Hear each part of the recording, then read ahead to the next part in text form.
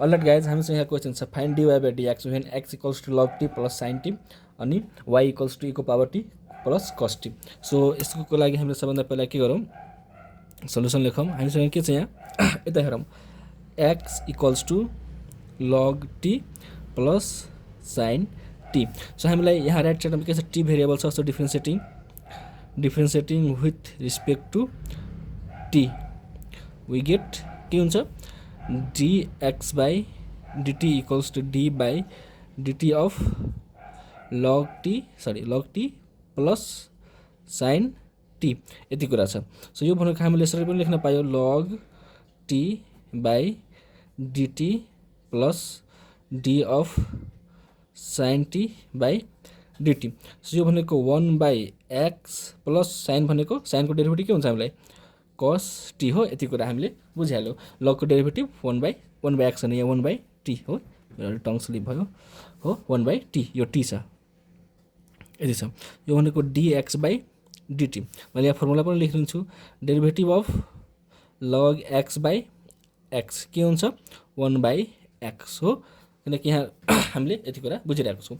So यो हाम्रो equation 1 मानिदिउँ। फेरि हामीसँग अगेन के छ, हामी अर्को कुरा के छ, अगेन हामीसँग के छ, y इक्वल्स टु e को power t plus cos t छ।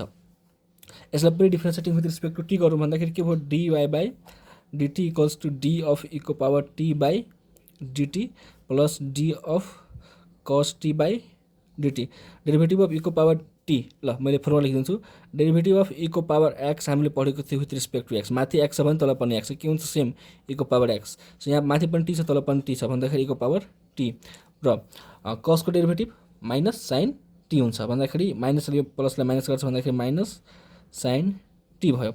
यसलाई इक्वेसन 2 मानिदिउँ। यो भनेको हाम्रो के हो, dy बाई dt। अब हाम्रो इक्वेसन 1 र 2 लाई युज गरेर हामीले के पत्ता लगाउनु पर्ने छ, dy बाई dx। सो हामीले यसलाई के गर्नु पर्यो, मल्टिप्लाई गर्दाखेरि आउँछ, मैले के हेरेको छु, dx by dt into dy by dt आउँदैन।